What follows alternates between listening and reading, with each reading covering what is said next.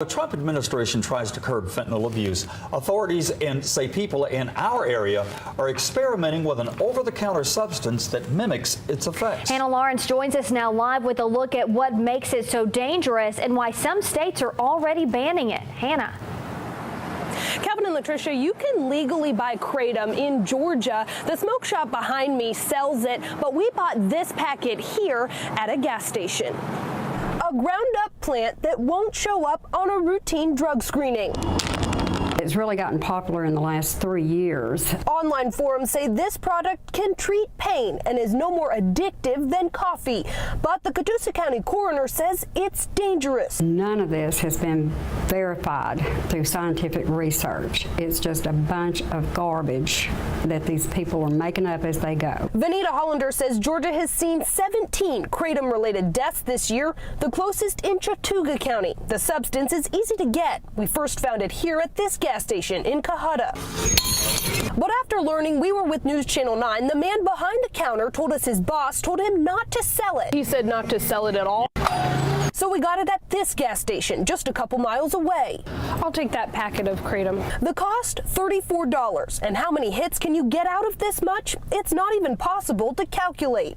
We don't know what a dose is that is even safe. The package says the product has not been evaluated by the FDA. Hollander says the DEA wanted to classify Kratom as a Schedule I drug last year. That puts it in the same category as heroin and ecstasy. According to the American Kratom Association, thousands of people signed a petition to keep that from happening.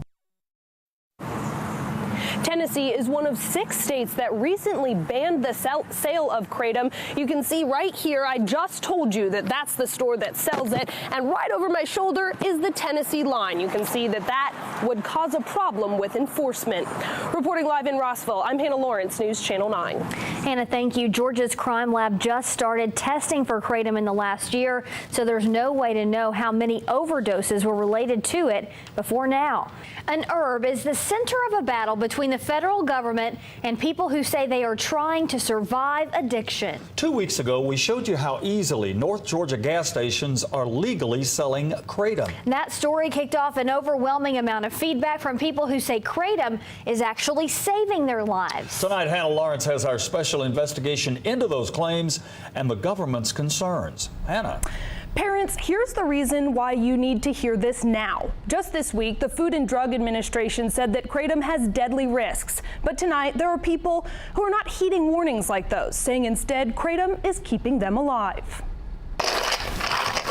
It hasn't always been this easy to be a focused father. Hold on. For Joe Carroll, that role was even harder to play for years because of prescription pain pills. If I didn't have them, I was angry, ill, didn't want to eat, I just hurt, I was sick. His addiction started with a prescription from the dentist when he was a teenager. Several trips to methadone clinics and treatment facilities followed in an attempt to get clean. Nothing worked, but then a convenience store clerk suggested he try a shiny pack of Kratom. It made me feel like I was taking pain medicine, but it's hard to explain how it made me feel. It took my pain away, my cravings away. It made me eat. I mean, it just made me feel normal. Carroll still makes trips to convenience stores in Georgia to buy capsules of Kratom. This is it. They contain ground-up leaves from a tropical tree found in Southeast Asia. It's really wild how Kratom works. Over several years, he says he used the plant to wean himself off of the pain pills so he could have more moments like this Sit down in it, now push you. with his family. He credits Kratom for his progress. I know for a fact, if I'd stayed on that road, I wouldn't have nothing right now, but probably a body bag. You know what I mean? It sounds so harsh, but that's the truth, and that's what people need to hear. But the substance sits on the DEA's drugs of concern list. The agency says Kratom can have sedative effects at high doses, and it can be addictive. The plant is often marketed as a botanical product or incense. Many packages say, do not consume. That's a red flag to Jonathan Dresser. He too was hooked on pain pills for years.